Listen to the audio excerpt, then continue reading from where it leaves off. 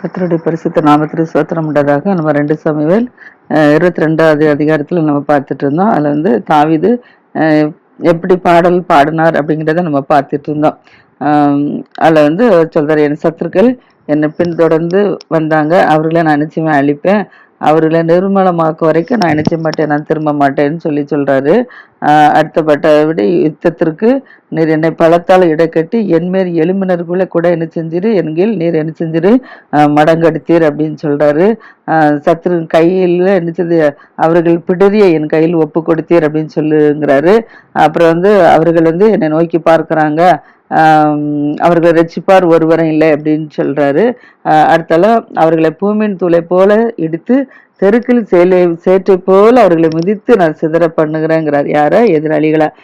அப்படி என் ஜனத்தின் சண்டைகளுக்கு நீர் என்ன செஞ்சீர், விலக்கி விட்டீர், ஜாதிகளுக்கு என்ன செஞ்சீர், தலைவனாக வைக்கிறீர், நான் அறியாத ஜனங்கள் கூட என்ன செய்றாங்க, என்னை சேவிக்கிறாங்க, இந்த அளவுல என்னை நீர் என்ன செய்ய, எதிராளி கையிலேருந்து என்னை விடுவித்து என்னை சகல ஜனங்களை ஜாதிகளுக்கு என்னை தலைவனாக வைத்து நான் அறியாத ஜனங்கள் கூட என்னை சேவிக்க முடியாது வச்சிருக்கிறீங்க அப்படின்னு சொல்லி கர்த்தர் பாடல்ல பாடுறாரு. அப்படி அந்நியர்கள் இச்சகம் பேசி எனக்கு என்ன செய்வாங்க, அடங்குவாங்க. என் சத்தத்தை கேட்ட உடனே அவங்க என்ன செய்றாங்க, எனக்கு கீழ்ப்படுகிறாங்க. அந்நியர் கூட இச்சகம் பேசி எனக்கு அடங்குறாங்க, என் சத்தத்தை கேட்ட உடனே கீழ்ப்படுகிறாங்கன்னு சொல்றாரு. அடுத்தபடியா அவர் அந்நியர்கள் முனை விழுந்து போய் தங்கள் அரண்களிலிருந்து அவங்க என்ன செய்றாங்க, தத்தளிப்பா என்ன செய்றாங்க, புறப்படுறாங்க. கர்த்தர் ஜீவனுள்ளவர், என் கண்மலையானவர் சோத்திரிக்கப்படுவாராக, என் ரட்சிப்பின் கண்மலையாய் தேவன் உயர்ந்திருப்பார் அப்படின்னு சொல்றாரு. அப்புறம் எனக்காக பழிக்கு பழி வாங்கி ஜனங்களை எனக்கு கீழ்ப்படுத்துற தேவன், எனக்காக சத்துருக்கள் மத்தியில நீர்தான் எனக்கு பழிக்கு பழி வாங்கி என்னை கீழ்ப்படுத்துற தேவனா இருக்கிறேன். அவரு கர்த்தரே என் சத்துருக்களுக்கு என்னை விலக்கி விடுவிக்கிறவர், எனக்கு விரோதமாய் எழும்புறவர்கள் மேல் என்னை உயர்த்தி கொடுமையான மனுஷனுக்கு என்ன செஞ்சீர், என்னை தப்பி வைக்கிறேன். இதன் பித்த கர்த்தாவே, ஜாதிகள் உண்மை துதித்து உம்முடைய நாமத்துக்கு என்ன செய்ய சங்கீதம் பாடுவேன்னு சொல்றாரு. அப்புறம் தாம் ஏற்படுத்தின ராஜாவுக்கு மகத்தான ரட்சிப்பை அளித்து தாம் அபிஷேகம் பண்ண தாவீதுக்கும் அவன் சந்ததிக்கும் சதா காலமும் கிருபை செய்கிறார் அப்படின்னு சொல்லி 22வது அதிகாரங்கள்ல தாவீது கர்த்தருக்கு பாடின பாட்டல்.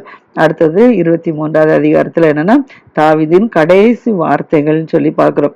கடைசி வார்த்தை என்ன சொல்றாரு அப்படின்னா, மேன்மையாய் உயர்த்தப்பட்டு யாக்கோபுடைய தேவனால் அபிஷேகம் பெற்று இஸ்ரவேலின் சங்கீதத்திலே இன்பமாய் பாடின ஈசாயின் குமாரனாகிய தாவீது என்னும் புருஷன் சொல்றது என்னவென்றாங்கிறார். அவர் சொல்றாரு, கடைசி வார்த்தைன்னு சொல்லிட்டு நேர்மையாக உயர்த்தப்படுறாரு, யாக்கோபின் தேவனால் என்ன செய்றாரு, அபிஷேகம் பெற்றாரு. அடுத்தெல்லாம் இஸ்ரேலின் தேவனுக்கு இருந்தாரு, சங்கீதங்களை இன்பமாய் பாடுறாரு. ஈசன் குமார் தாவீது என்னும் புருஷன், ஈசாயின்னா அப்பா பேர் ஈசாய் தான், ஈசாயின் குமாரனாகிய தாவீது என்னும் புருஷன் சொல்லு என்னவென்றால் சொல்றாரு. என்ன சொல்றாருன்னா, கர்த்தருடைய ஆவியானவர் தான் என்ன செஞ்சாரு, என்னை கொண்டு போனார், என்னை வழி நடத்தினார் சொல்றாரு. அதனால கர்த்தருடைய வசனம் தான் என் ஆவின் கீழே இருந்துச்சு, நாவிலே இருந்துச்சுங்கிறாரு. தாவீது பல நெருக்கங்கள் உத்திரங்கள் பாடுகள் பட்டாரு. சவுல் மூலமா, தன்னுடைய மகன் மூலமாகவும் மற்ற ஜனங்கள் மூலம் பல பாடுகள் பட்டாரு. அதை என்ன செஞ்சாரு, கர்த்தருடைய ஆவியானவர் தான் என்ன செஞ்சாரு, கொண்டு போய் விட்டார். அவருடைய வசனம் என்னுடைய நாவின்ல இருந்துச்சு. இஸ்ரவேல் தேவனாய் கண்மலையானவர் எனக்கு சொல்லி உரைத்தது. அவர் கர்த்தர் எனக்கு என்ன உரைத்தார் அப்படின்னா, நீதிபதியாகிய மனுஷரை என்ன செஞ்சோம் ஆண்டு தெய்வ பயமாய் துரத்தனம் பண்ணியிருப்பார். அவர் காலையில நினைச்சவர் மந்தாரம் இல்லாமல் உதித்து மலைக்கு பிற்பாடு தன் கரத்திலிருந்து நினைச்சாரு பிள்ளை பூமியிலிருந்து முளைக்க பண்ணுற சூரியனுடைய விடியற்கால வெளிச்சத்தை போல் இருப்பார் அப்படின்னு சொல்றாரு. என்னுடைய வீடு தேவனிடத்தில் இப்படி இராதா சொல்றாரு. அதனால சகலமும் திட்டம் பண்ணப்பட்டிருக்கிற நிச்சயமான நித்திய உடன்படிக்கை என்னுடன் அவர் என்ன செய்திருக்கிறார். அதனால என்னுடைய எல்லா ரட்சிப்பும் என்னுடைய வாஞ்சியும் வளர்ந்தவங்க செய்யாரோ அப்படிங்கிறார். பேலியன் மக்கள் அனைவரும் கையினால் என்ன செய்றாங்க, பிடிக்க கூடாததான் எரிந்து போடப்பட வேண்டிய முள்ளுகளுக்கு சமானமா இருக்கிறாங்க. தாவீதுக்கு நிறைய பேலியன் மக்கள் இருந்தாங்க.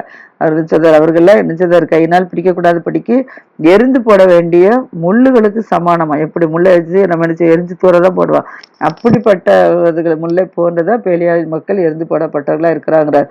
அவைகளும்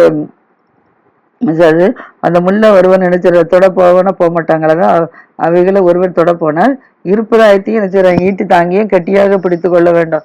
அவைகள் இருக்கிற இடத்தில் தானே அக்கினியால் முற்றும் அது சுட்டு வைக்கப்பட்டது. முள்ள வந்து என்ன செய்ய முடியும்? அக்கினியால் முற்றும் நம்ம சுட்டு தான் இருக்க முடியும்னு சொல்றாரு. அதான் சொல்றாரு, தாவீதுக்கு இருந்த பராக்கிரமசாலிகள்லாம் இப்படி நல்ல பலசாலிகளா இருந்தார்களாம். அப்ப எப்படி தாவீதுக்கு இருந்த பராக்கிரமசாலிகள்லாம் எப்படி இருந்தாங்கன்னு சொல்லி அவருடைய நாமங்கள்னா அவருடைய பெயர்கள், அவர் தாவீதுக்கு இருந்த பராக்கிரமசாலிகளுடைய நாமங்களாகிய பெயர்கள் என்ன அப்படின்னு சொல்லி நம்ம பார்க்கிறோம். சொல்றாரு, பராக்கிரமசாலிகள் நாமங்கள்ல முதலாவது வந்து என்னது, தக்கே மோனியின் குமாராகிய எசபியாத்து என்பவன் சேர்வைக்காரனுக்கு தலைவனா இருக்கிறானாம். அடுத்தல அவன் வந்து என்ன செய்றான், 800 பேர் மேல விழுந்து அவர்களை என்ன செய்றான், ஒருமிக்க வெட்டி போட்ட அத்னோ ஏசினி ஊராய் இருந்தானா அந்த எசபியாபியத்து வந்து. அடுத்தபடியாக 2வது தலைவன் யாரு அப்படின்னா பராக்கிரமசாலி அகையின் குமாராகிய தோதோவின் மகன் எலியாசார். இவன் வந்து பெலிஸ்தர் யுத்தத்திற்கு கூடின இடத்துல இஸ்ரேல் மனுஷர் போகையில் தாவீதோட கூட இருந்து பெலிஸ்தரை நிந்தித்த 3 பராக்கிரமசாலிகள் இவன் ஒருவனாய் இருந்தானா. யாரு? எலியாசார். அது மாத்திரமில்ல, எலும்பி தன் கை சலித்து தன் கை பட்டயத்தோடு ஒட்டி கொள்ள மட்டும் பெலிஸ்தர் என்ன செஞ்சானா இவன் வெட்டினானாம். அன்றைய தினம் கர்த்தர் என்ன செஞ்சாரு, பெரிய ரட்சிப்பை என்ன செஞ்சாரு, நடப்பித்தாராம். ஜனங்கள் கொள்ளையிட மாத்திரம் என்ன செய்றாங்களோ அவங்கள பின் செல்றதுக்கு போனாங்களாம். அந்த அளவுல அந்த எலியாசார் என்ன செய்யறா, யுத்தம் பண்ணியிருக்கான் தாவீதோடு கூட இருந்து. அப்புறம் வந்து 3வது யாருன்னா ஆகையின் குமாராகிய சம்மா என்னும் ஆராரியன். இவர் வந்து என்னன்னா சிறு பயறு நிறைந்த வயல் இருக்கிற இடத்துல, சிறு பயறு கேள்விப்பட்டிருப்பீங்க, எல்லாம் சாப்பிட்டு இருப்பீங்க. அந்த சிறு பயிர் இருக்குல்ல, பாசி பயிருன்னு சொல்றது, அந்த வயல்ல பெலிஸ்தருக்கு ஏராளமா கூடி இருக்கும்போது ஜனங்கள் என்ன செய்றாங்க, பெலிஸ்தர்களை கண்டு ஓடுகிற ஜனங்கள்லாம், சில ஜனங்கள் பெலிஸ்தரை கண்டு ஓடும்போது அவன் என்ன செய்றான், நிலத்து நடுவுல நின்று அதை காப்பாற்றி பெலிஸ்தரை என்ன செஞ்சுட்டான், மடங்கடித்து போட்டான். அதனால கர்த்தர் பெரிய ரட்சிப்பை யார் மூலமாக, அந்த சம்மா மூலமா கர்த்தர் என்ன செஞ்சாராம், கட்டளையிட்டாராம். இப்படி 30 தலைவர்கள் தாவீதுக்கு இருக்கிற 30 தலைவர்களுக்கு இவங்க 3 பேர் இருக்கிறாங்களாம், பெயர் பெற்றவர்களா இருந்தாங்களாம். அது மாத்திரமல்ல, அறுப்பு நாளில் அதெல்லாம் கெவில தாவீது என்ன செய்யறா போயிருக்கான். அறுப்பு இருக்கிற இப்ப அறுவடை நாட்கள் நடந்துட்டு இருக்குல்ல, அதே போல அறுவடை நாட்கள்ல அறுப்பு நடக்கிற இடத்துல கெபில தாவீது இடத்துல என்ன செய்யறான், 30 தலைவர்கள் இருந்திருக்காங்க. அந்த இடத்துல பெலிஸ்தரின் தண்டு ரெப்பாயும் பள்ளத்தாக்கில் நினைச்சதான் பாளையம் இறங்கி இருந்துச்சான். அந்த நேரத்துல தாவீது வந்து ஒரு அரணான ஒரு இடத்துல என்ன செஞ்சிருக்காப்புல இருந்திருக்காப்புல. பெலிஸ்தரின் தானையே என்ன செஞ்சிருக்கு, பெத்லேகம்ல இருந்திருக்கு. ஆனா தாவீது பெத்லேகமின் ஒளிமுக வாசலில் இருக்கிற கிணற்றின் தண்ணீர் மேல என்ன செய்யற, அவனுக்கு ஆவல் கொண்டிருக்கிறான். அந்த தண்ணீரை குடிக்கும் போல அவனுக்கு ஆசை வந்திருக்கு. ஆனா ஏன்னா அங்க பெத்லேகம் ஒளிமுக வாசல் தான் இருக்கிறா, அதனால பெத்லேகம் தானியும் பெத்லேகம்ல இருக்கனால இப்ப வந்து அவனுக்கு அந்த இடத்துல தண்ணி குடிக்கும் போல ஆவலா இருக்குது. ஆனா என் தாகத்திற்கு அப்படின்னு சொல்றேன், எனக்கு தாகத்திற்கு கொஞ்சம் தண்ணீர் கொண்டு வருகிறவன் யாரு அப்படின்னு சொல்லி கேட்கறான். அந்த இடத்துல இருக்கும்போது தண்ணி தாகமா இருக்கு, அதனால எனக்கு கொஞ்சம் தண்ணீர் கொண்டு வருகிறவன் யாரு அப்படின்னு சொல்லி கேட்கறான். ஏன்னா அங்க பெலிஸ்தர்கள் இருக்காங்க, போக முடியாது. ஆனா தண்ணி தாகமா இருக்கு, அதனால அங்குள்ள தண்ணி வேணும் போல கேட்கிறாரு. அப்போ அந்த நேரத்துல இந்த 3 பராக்கிரமசாலிகள் இப்ப பார்த்தோம்னா எசபியாபியத்தும் அடுத்தபடியாக சம்மாவும் எலியாசார், இவங்க 3 பேரை என்ன செய்றாங்கன்னா தங்களுடைய உயிரை பணைய வச்சுக்கிட்டு தண்ணி கேட்கிறான்னு சொல்லி அந்த 3 பராக்கிரமசாலிகளும் என்ன செஞ்சாங்க, பெலிஸ்தரி பாளையத்துக்குள்ள துணிந்து புகுந்து பெய்ய நினைச்சாங்க. பெத்லேகேமின் ஒளிவாசல் இருக்கிற ஒளிவாசல் கிணற்று தண்ணீரை நினைச்சாங்க தாவீதிடத்துல கோரி கொண்டு வந்துட்டாங்க. ஆனாலும் தாவீது என்ன செய்றான், குடிக்க மனதில்லை. அவன் என்ன செஞ்சான்னா குடிக்க ஆசைப்பட்டான், அவள் வந்துச்சு. ஆனா இவங்க 3 பேரும் என்ன தன்னோட உயிரை பிணைய வச்சுதான் அங்க போய் நினைச்சாங்க அந்த பெலிஸ்தர் பாளையத்துக்கு தண்ணி கொண்டுட்டு வந்திருக்காங்க. அதனால வந்து அதை குடிக்க கூட அவனுக்கு மனசு இல்லை. என்ன செய்றான்னா அவங்க பாளையத்துக்குள்ள துணிந்து புகுந்து போய் பெத்லேகம் வச்சிருக்கிற தண்ணீரை மொண்டு வந்து அழிந்து கொடுத்ததுனால குடிக்க மனலாபடி அதை கர்த்தருக்கு என்ன செஞ்சுட்டானா ஊற்றி போட்டு கர்த்தர் தங்கள் பிராணனை கூட அவங்க என்ன செய்யலாம் எண்ணாமல் போய் வந்து அந்த மனுஷர் ரத்தத்தை என்னவங்க போனா தெரிஞ்சா கொண்டு போடுவாங்க. அப்ப அந்த சூழ்நிலையில அவங்க போயிருக்காங்க. அதனாலதான் செத்தாங்க. உயிரை கூட என்னாலும் படிக்க 5 பெய்ய எடுத்துட்டு வந்த இந்த ரத்தத்தை நாங்க எப்படி குடிக்க முடியாது, எனக்கு தூரமா இருப்பதாக அப்படின்னு சொல்லிட்டு அதை குடிக்க மனமில்லாதபடி இருந்துச்சுரா அதை கத்திட்டு சன்னிதானத்துல ஊற்றி போட்டானாம், கத்திரிக்கண்டு ஊற்றி போட்டானாம். அப்படி இந்த 3 பராக்கிரமசாலிகள் என்ன செஞ்சிருக்காங்க, இருந்திருக்காங்க. அடுத்தபடியாக யோவாவின் சகோதரன் யோபாபின் சகோதரனாகிய செரியாவின் குமாரன் அபிசாய். யோபாபுக்கு சகோதரன் செரியாவின் குமாரனாகிய அபிசாய் என்ன செய்யறானா 3 பேர்ல இந்த 3 பேர்ல பிரதானமானவனா இருந்தானா. அவன் தன் ஈட்டியை வாங்கி 300 பேரை என்ன செஞ்சானா மடங்கெடுத்தானா. இந்த 3 பேர்களில் இவன் என்ன செய்யறான், இந்த 3 பேர்களை என்ன செய்யறான் பேர் பெற்றவனா இருக்கிறானா. அடுத்தபடியாக இந்த 3 பேர்கள் அவன் மேன்மலனா இருந்தான் அல்லவோ, அவர்களை என்ன செய்யறான் தலைவனாக என்ன செய்யறான் மாறிட்டான். அதனால இந்த 3 பேருக்கும் என்ன செய்யறான் சமானமானவன் அல்ல அப்படின்னு சொல்லி பார்க்கிறோம். அடுத்தபடியாக பராக்கிரமசாலியாகிய யோய்தாவின் குமாரன் கப்சேலை பார்க்கிறோம். அந்த கப்சேல் ஊரானுமாகிய பெனயா என்ன செய்யறான் அப்படின்னா செய்கையில வல்லவனா இருக்கிறான். கப்சேல் ஊரானாகிய பெனயா செய்கையில் வல்லவனா இருக்கிறான். அவன் மோபாப் தேசத்துல 2 வலிமையான சிங்கங்களை கொண்டதும் அல்லாமல் உறைந்த மழை காலத்துல இறங்கி போய் ஒரு கெபிக்குள்ள போயும் ஒரு சிங்கத்தை செய்யறான் கொண்டு போட்டுட்டான். 2 வலிமையான சிங்கத்தை மோபாப் தேசத்துல கொண்டு போட்டது இல்லாதபடி உறைந்த மழை காலத்துல உறைந்த மழை அதுக்குள்ள கெபிக்குள்ள போய் இருந்துச்சான் ஒரு சிங்கத்தை செய்யறான் கொண்டு போட்டானா. இப்படி அவன் பயங்கர ரூபமான எகிப்தியனை கூட என்ன செய்யறான் கொண்டு போட்டுட்டானா. எகிப்து கையில ஒரு ஈட்டி தான் அங்க இருந்துச்சான். அதை பிடிச்சு அவன் அந்த ஈட்டியை வச்சு அவனே என்ன செஞ்சுட்டான் கொண்டு போட்டுட்டான். இப்படி என்ன செய்யறான் அந்த பெனாயா என்ன செய்யறான் செய்கையில வல்லவனா இருக்கிறான். அதனால இந்த 3 இப்ப பார்த்தல 3 பேரு, அந்த 3 பேர்ல இவனை நினைச்சுதான் பேர் பெற்ற பராக்கிரமசாலியில ஒருவனா இருந்தானா. அடுத்தபடி 30 தலைவர்கள் சொல்லி பார்த்தாலும் அந்த 30 பேரிலேயே இவன் நினைச்சதான் பேர்மை பெற்றனா இருக்கிறானா. ஆனால் அந்த முந்தின 3 பேருக்கும் இவன் நினைச்சது சமானமானவன் அல்லங்கிறாப்புல. இவன் தாவீதை நினைச்சுதான் தன் மெய்காவலனுக்கு தலைவனாக பெனாயாவை தாவீது வச்சிருந்தாப்லையாம். அடுத்தவள யோவாவின் தம்பி யாரு ஆசைகள் சொல்லி பார்த்தாலும் அந்த ஆசைகள் மற்ற 30 பேர்கள்ல இவனை நினைச்சிடான். 30 பேர் தலைவன்ல இவனும் ஆசைகளும் ஒருவனா. அதுல யாரெனில் பெத்லேகம் ஓரனாகிய தொதாயின் குமாரன் எல்கானான், ஆரதின் குமாரன் சம்மா, எலிக்கா, அடுத்தல எலேஸ் பல்தியனாக எலேஸ், இகேசின் குமார் ஈரா, இவர்கள் தெக்கோவியன், ஆனத்தத்தின அபியேசர், ஊசாத்தின வெபினாயி, சல்மோன், மகாராயி, ஏலேப், நெத்தோபத்தியன், இத்தாகி, பிரதோத்திரனாகிய பெனையா, காகாசினுடைய தேசனாய் ஈத்தாகி, அபி அல்போன், அஸ்மவேஸ், எலியுபா, யோனத்தான், சம்மா, அகியா, ஆராரியன், எலிபேத், அகிதோப்பிலின் குமாரன் எலியாம், எஸ்ராயி, அரபியனாகிய பாராயி, சோபாவரனாகி நாத்தானின் குமார் ஈகால், காத்தியனாகிய பாணி, சேலேக், செரியங்குமாரன் யோபாபின் ஆயுதத்தடியான பெரியத்தினாகிய நகராய், இத்திரனாய் ஈரா, இத்திரனாய் காரேப், ஏத்தியனாகிய உரியா என்பவர்கள் ஆக மொத்தம் 37 பேர் என்னத்திற்காக பராக்கிரமசாலிகளாக தாவீதுக்கு இருந்திருக்கிறாங்க. அடுத்தபடியாக 24வது அதிகாரம்.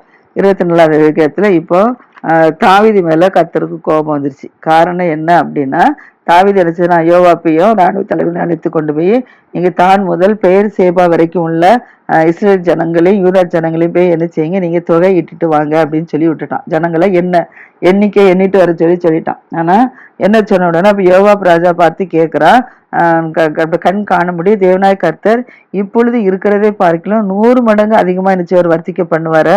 அதனால நம்ம இந்த ஆண்டவனாகி ராஜா இந்த காரியத்தை விரும்புறது என்ன, கர்த்தர் நினைச்சாச்சுன்னா 100 பேருக்கு அதிகமா உடனால நிச்சயம் வர்த்திக்க பண்ணிவிடுவாரு. அப்ப நம்ம அது எண்ணி வேஸ்ட். அதனால ராஜா திடீர்னு இது என்ன சொல்றது காரியம் என்ன, இது தேவையில்லை அப்படின்னு சொல்லி விரும்புற காரியம் என்ன அப்படின்னு சொல்லி யோவாப் கேட்கிறான். யோவாப் ராணுவ தலைவரும் கேட்கிறாங்க. ஆனா இவங்க 2 பேருடைய வார்த்தையும் தாவீதுக்கு எடுபடலை. தாவீது சொன்னதுதான் பலத்திற்கு இருக்க தவிர இங்க ராணுவ தலைவனா யோவாப் சொன்ன வார்த்தையும் மதிக்காதபடிக்கு என்ன செய்யறான், யூதா ஜனங்களையும் இஸ்ரேல் ஜனங்களையும் தான் முதல் பெயர் சேப்பா வரைக்கும் எண்ணி தொகை வாங்கன்னு சொன்ன உடனே இப்போ வழி இல்லாம என்ன செய்யறாங்க, இவங்க தான் கேட்க மாட்டேங்காங்களோ. அதனால என்ன செய்யறாங்க, யோர்தானை கடந்து காத் என்னும் ஆறுகள் நடுவே இருக்கிற பட்டணத்துக்கு வலதுபுறமான ஆரவேரிலும் யாசேர் இடத்துல பாளையம் இறங்கி அங்கே இருந்து கிளையாத்து சுற்றுப்புறங்களுக்கெல்லாம் போய் பிற்பாடு தீர என்ன கோட்டைக்கு போய் ஏவியர் கானானுடைய சகல பட்டணங்களுக்கும் போய் அங்கே இருந்து யூதாவின் தென்புறமான பெயர் சேபாவுக்கு போயிருக்காங்க. ஏன்னா தான் முதல் பெயர் சேபா வரைக்கும் போனோம்ல, போய் ஜனங்கள் தொகையிடல. அதனால அங்க போய் இப்படி தேசம் எங்க என்ன செய்யறாங்க சுற்றி திரிஞ்சு 9 மாதமும் 20 நாளும் என்ன செய்யறாங்க அங்க இருந்து கணக்கெடுத்துட்டு அதுக்கப்புறம் தான் அவங்க என்ன செய்யறாங்க எருசலேமுக்கு திரும்பி வராங்க. அப்படி இருந்துமே முழு கணக்கு எடுத்துக்க மாட்டாங்க. முழு கணக்கு இருக்கல. 9 மாதமும் 20 நாளும் ஆன பிற்பாடு இவங்க எருசலேமுக்கு ஜனத்தொகை இலக்கம் பார்த்து கொண்டுட்டு வராங்க. அப்படி கொண்டு வந்ததுல இஸ்ரவேல்ல பட்டயம் உருவத்தக்க சேவகர்கள் எவ்வளவுன்னா 8,00,000 பேர். யுத்தம் செய்யறதுக்குள்ள சேவர்கள் 8,00,000 பேர், யூதா மனுஷர்கள் 5,00,000 பேர். இவ்வளவு பேர் என்ன செஞ்சுட்டாங்க, இவங்க தொகை இட்டுட்டு வந்திருக்காங்க.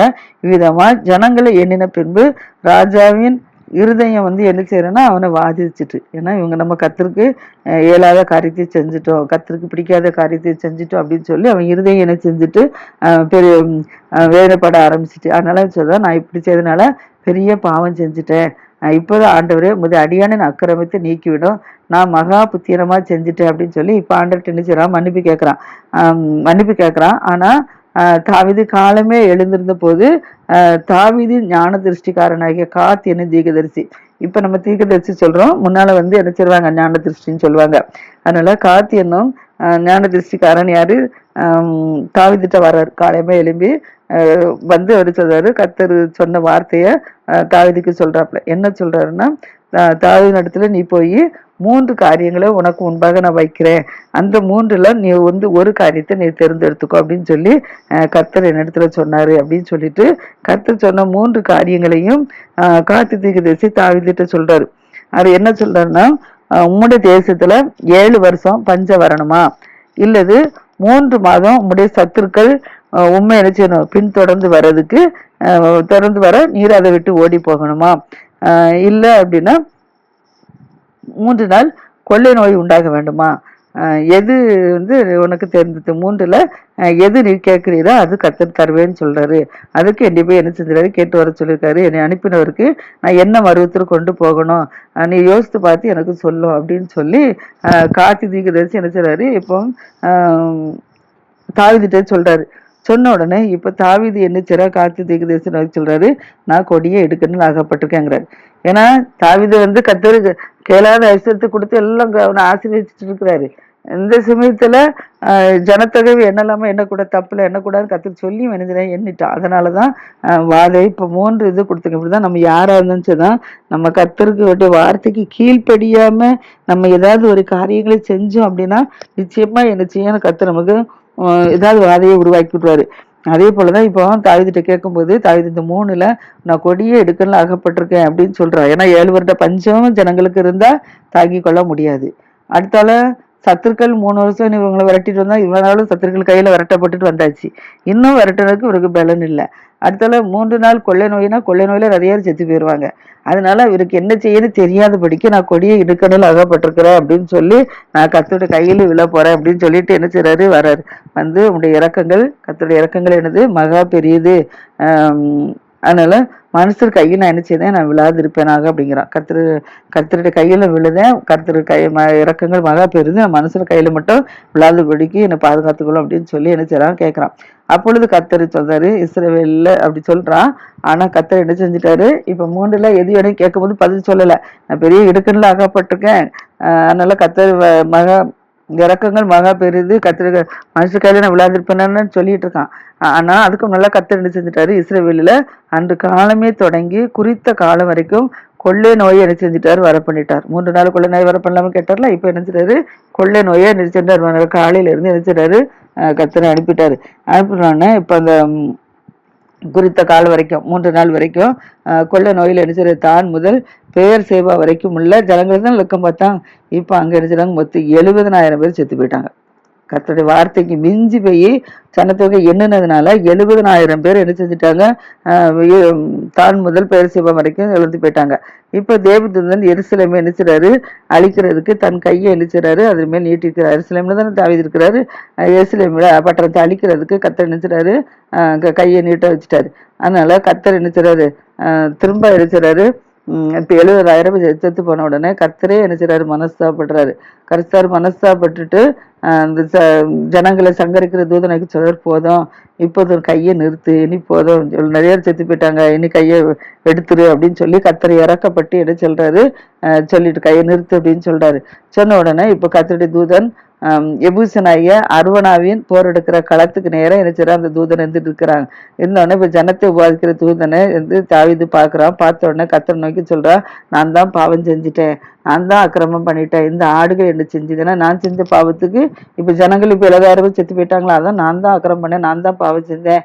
இதுக்கு இதுக்கு என்னோட தகப்பனோட கூட்டுக்கும் எனக்கும் என் தகப்பன் வீட்டுக்கும் இது விரோதமா இருப்பதாக என்று சொல்லி என்ன செய்யறான், விண்ணப்பம் பண்றான். இந்த ஆடுகள் என்ன செஞ்சதுன்னு சொல்லி. உடனே அன்றைய தினம் காத் என்பவன் தாவின் இடத்துல வந்து சொல்றான், நீ எபுசனாகிய அருவனாய் களத்திற்கு போய் அங்க கர்த்தருக்கு ஒரு பலிபீடத்தை நீ உண்டாக்கு அப்படின்னு சொல்றான்.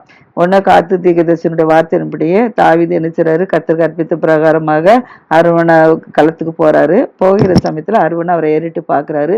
ராஜாவும் அவருடைய ஊழியக்காரங்களும் வருகிறாங்களே அப்படின்னு சொல்லி அதை கண்டு வருகிறத கண்டு அருவனை என்ன செய்றான், எதிர்கொண்டு போய் தாவீது பக்கத்துல போய் இருக்கிற தரைமட்ட குடிந்து இருக்கிறான் வணங்கிட்டு, ராஜாவாய் என் ஆண்டவர் தம்முடைய அடியான் இடத்துல வர்றதுக்கு காரியம் என்ன அப்படின்னு சொல்லி கேட்கிறாரு.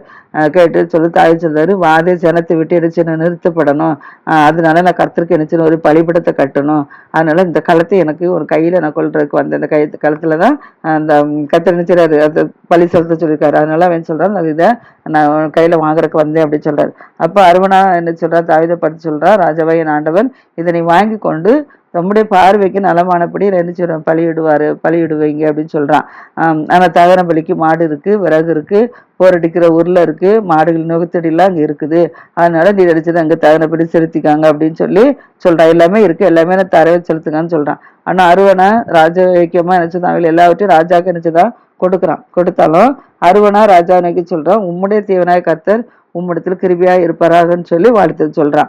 அப்ப ராஜா ஒரு நேரம் பார்த்து சொல்றான், அப்படி அல்ல, நான் இலவசமா வாங்கி இந்த ஏன்னா கத்திற்கு நான் சர்வாங்க தகன பலி செலுத்தக்கூடாது, அப்படி செலுத்துற, அதனால உன் கையில நினைச்சதான் விலைக்கிரமா அதை நான் வாங்கிடுறேங்க. அவன் எல்லாமே ஃப்ரீயா கொடுக்குறான், நீ நினைச்சதான் நான் ஃப்ரீயா வாங்க பிடிக்க நான் விலைக்கிரமா அதை வாங்கி நான் கத்து தகன பலி செலுத்துறேன்னு சொல்றான். அப்ப தாவீது இந்த களத்தையும் மாடுகளையும் 50 சேக்கல் நிறைய வெள்ளிக்கு நினைச்சான். அதை இப்ப அருணாவி இடத்துல வாங்கி அங்கே தாவீது நினைச்சான், கத்துக்கு ஒரு பலிபடத்தை கட்டி சர்வாங்க தகன பலி சமாதான பலி நினைச்சாங்க செலுத்துறான். இப்ப கர்த்தர் தேசத்துக்காக செய்யப்பட்ட வேண்டுதல் என்ன செஞ்சார் கேட்டதுனால இப்ப இந்த வாதை நிறுத்தப்பட்டுட்டு. ஆனா 70,000 பேரு செத்து போயிட்டாங்க. இப்படி நாம அப்படிதான், நம்ம கர்த்தருடைய வார்த்தைக்கு நாம் கீழ்ப்படியலைன்னா நமக்கோ நம்முடைய குடும்பங்களுக்கோ நம்முடைய தேசத்துக்கோ நம்ம மிச்சம் நினைச்சக்கூடாது, சாபா விடாதபடிக்கு பாதுகாக்க நம்ம கர்த்தருடைய வார்த்தை கீழ்ப்படிவோம். கர்த்தர் தான் நம்மளை ஆசீர்வதிப்பாராக.